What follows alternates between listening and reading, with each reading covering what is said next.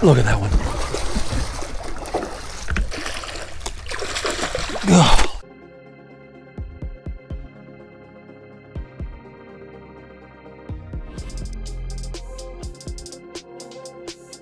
Hey everyone, James Niggemeyer here. Thank you for tuning back into my YouTube channel. Out on the water, it's the fall of the year, and if you've followed any of the tournaments that have been going on, they've had a Bassmaster Elite Series event up on Lake Fork, and then they had a Bassmaster Open, Central Open, over on Lake Louisville. Docks were a special part of some of the guys that finished well in the top 10. With that bit of information, I thought it'd be a great time to kind of do a dock jig fishing or dock skipping jig overview. Just skipping jigs and skipping docks with jigs, the whole thing from the actual rod, the reel, the line, how I fish them, how I skip. If you're not familiar with that presentation, be a great time to kind of brush up on that and just some things that I'm going to share with you that have worked well for me. It's a bright bluebird fall day, and this is the perfect kind of a scenario. Not very much wind, there's a little bit of wind. The perfect scenario for fish to kind of want to tuck up underneath docks. The water temperature, I'm guessing, is in the maybe low 60s because we've had some really cool nights the last few nights. It is November, it's Thanksgiving week. I'm thinking this is really going to work well as these fish are in this fall pattern. So with that, let's get right into it. Number one, I like a shorter rod. Some guys will skip with a 7.6, a 7.4, a 7.3. I like a 7-foot medium heavy. I like a medium heavy. This is a Lew's 7-foot medium heavy. This is their Magnum bass rod. And I like that medium heavy because that tip in there enables me to really kind of do that roll cast and send it underneath the dock. So that's really important, as well as I like the shorter length because when I'm skipping it, I'm going to do that little roll cast to kind of send it underneath there. If I have a longer rod, I have a tendency to hit the water or hit the trolling motor or different things like that. If it's a shorter rod, it enables me to really kind of place that bait under the dock, skip it under the dock, and so forth. The jig that I like to use is a jig that Andy Montgomery designed for Strike King Lures. It's called the skipping jig. It's got that flatter head on it and enables it to really skip across the water. Believe it or not, it really does. It sounds like a gimmick, sounds like I'm trying to sell you on something, but it really does work well at skipping underneath there. Generally, I like a 1/2 ounce for skipping. Seems kind of the opposite of what you'd want. You'd think you'd want a lighter jig to stay up on top of the water, but that heavier jig actually maintains speed and skips better than the lighter ones as a whole. Not that I don't use the 3/8. And then I've got a Strike King Rage Bug here. It's just a green pumpkin color. On the Rage Bug, I've got a blue craw color. I've got 16-pound test Gamma Edge fluorocarbon. I like a heavier line because there's dock posts and different brush piles and stuff like that the fish can get hung up underneath there. And you might think, docks, do really big bass live under there? They do live under there. There's big ones, especially in the fall of the year. There's some of the better quality fish are up underneath those docks.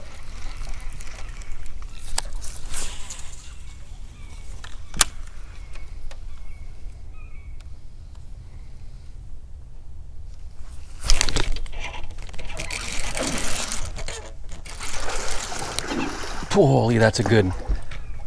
Look at that one. Golly. Oh my gosh, that's a big one. Golly.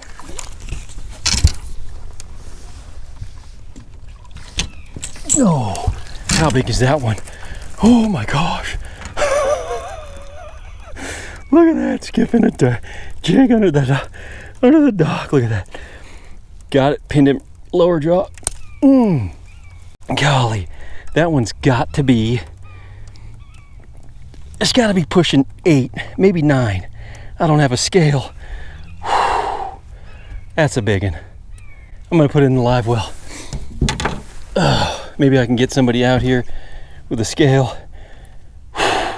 The thing never got to the bottom, he just smoked it. Wow.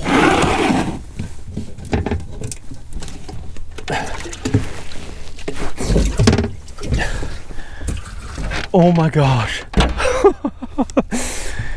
Wow. And you might tag into one, and so you want like 16 or 20 pound test. I like the 16. I feel like that 16 handles really well, enables me to skip underneath there. And then for the reel, I'm using a Lew's Custom Pro, and it's a 7.5 to 1 gear ratio, so I can really move that bait fast and get the fish coming away from the cover and free of the dock, and then I can bring it to the boat. And I like that faster gear ratio for those reasons. When I spool up for dock skipping, this is actually maybe spooled up a little too much, and what I mean by that, I've maybe put a little too much line on there, but as you can see there, I don't want it just full over the little line indicator there, that gold line indicator. I don't want it up over that. I actually could maybe take off just a little bit, and the reason for that is that the more line you have, it has a tendency to puff up when you're skipping it, and you have to have better thumb control to kind of watch out for those scenarios. But that's my my rod reel line setup for dock skipping. Let's go ahead and hit a few docks. Maybe we catch a couple, maybe we don't. This is where they should be, and I feel like with the conditions, this should work out. So let's try this out. Sometimes the places with the lower platforms like this are harder to get underneath, but a lot of times those, when they're lower to the water, that's where some of the fish will be. So keep that in mind as well. The harder it is to get a bait to, the more apt you are to getting a strike. Generally in the fall, fishing has a tendency to be a little tougher. Patterns can have a tendency to be a little bit more difficult to dial down or dial in. So you've got to cover water. And obviously try to break down the docks, figure out if they're on the walkways, the platforms, the very ends, the ladders, and so forth. When it comes to skipping that jig underneath there, the best piece of advice I can give to you is just take your time and go nice and gentle. I'm going to go ahead and hit that ladder first just because it's a high percentage spot.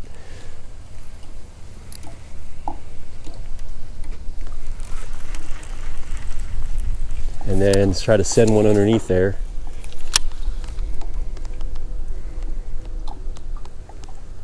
It's real important to get that nice roll cast so that you can send the bait underneath there in a low trajectory and begin that horizontal presentation to get it to send underneath there. There's some cross members down there I just felt. And if you're not comfortable with skipping, you may pitch a couple as well. It just all takes time and practice. Some presentations on a dock are better with a skip, some are better with a flip or a pitch. Gotta make sure that I hit this walkway over here.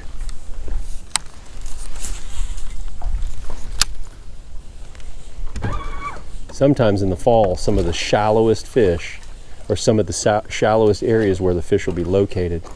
So even if the dock's nice and deep, sometimes you got to make sure that these shallow areas aren't where they want to be set up, because they will get really shallow at times in the fall. I'm recording 64 degrees on my water temp, so it's not terribly cold, even though we've had some really cold nights.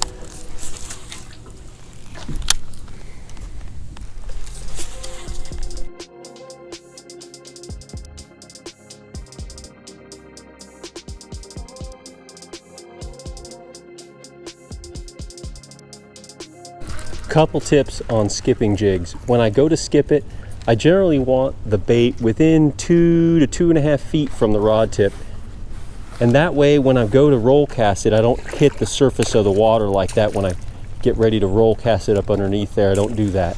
So you want to make sure that your bait's within 2 feet, 2.5 feet from the tip. And then the other thing is keep your eyes on where you want to send the bait, and don't take it off of there. Just keep it locked on the spot where you want to put the bait, and that'll help you place the bait where you want it to go.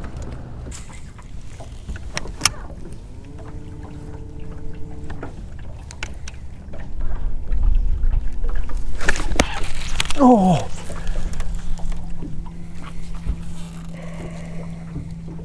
Caught my trailer.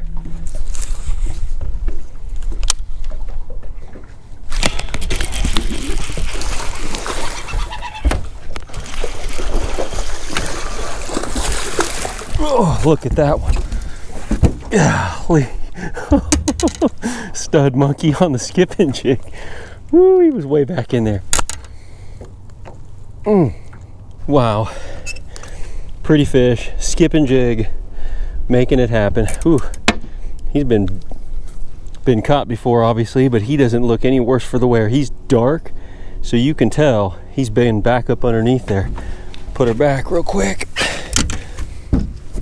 Ooh. Got my heart racing.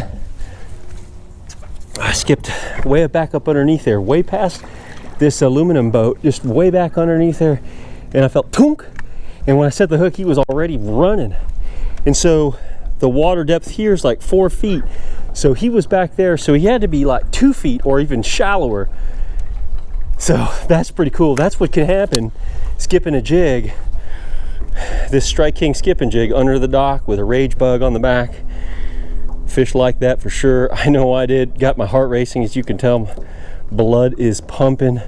One of the things about fishing docks that I've learned is that you can go along and fish. Got to pitch right back up underneath there after you get a bite like that. You can just go along, catch nothing, and then catch 3 fish out of one dock. So you got to be able to cover water and be persistent with it. If you don't get success right away, just keep on keeping on, and that's what you want to do. Sometimes you got to skip through those members right there like that, and if you get one, well, then you'll have to figure out a way to get it out of there. Definitely need to just be persistent with the jig on these docks and cover water. And at the end of the day, you may have a big limit. It's a way to catch fish year round, but especially in the fall like this.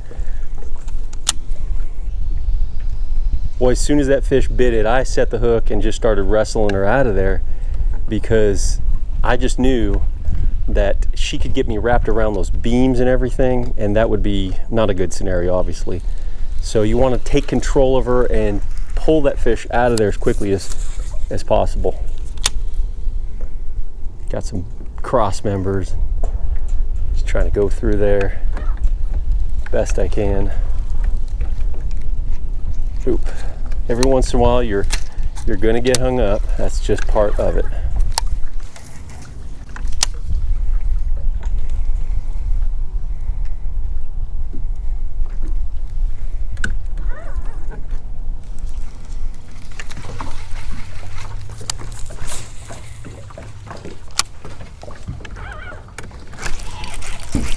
Oh man, golly, that was a good one.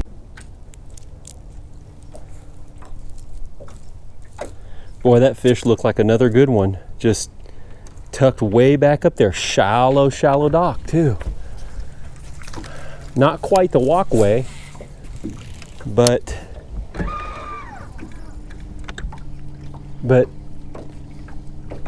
not quite the far end here, or the majority of the platform, or the area where the boat stall is. Let me see if there's another one up there.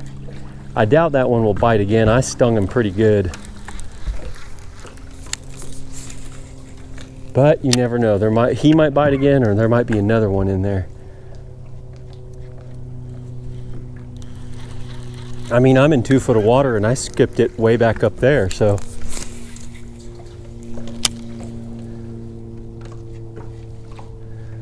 I mean, it just barely sunk and he smoked it. Not a lot of bites, but the ones we have been getting are a good kind.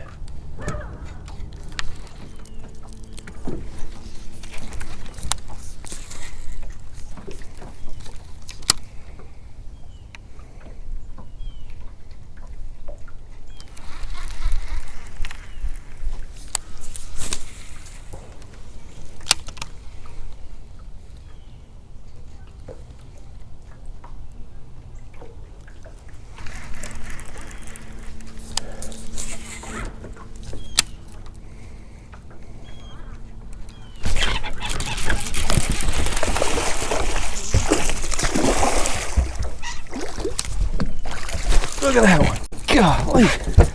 Woo. Oh, they are on the jig. Well, that one's been caught before too. Turn it on the pretty side. Wow, wow, pretty fish. Golly, man, he has just got it too. Look at that. Just slam got it in there. It's kind of funny. One of the things about jig fishing, dock fishing, fishing docks with jigs, flipping, pitching, skipping them, you definitely have to cover water and figure out where they are and what they're doing. Let's put her back.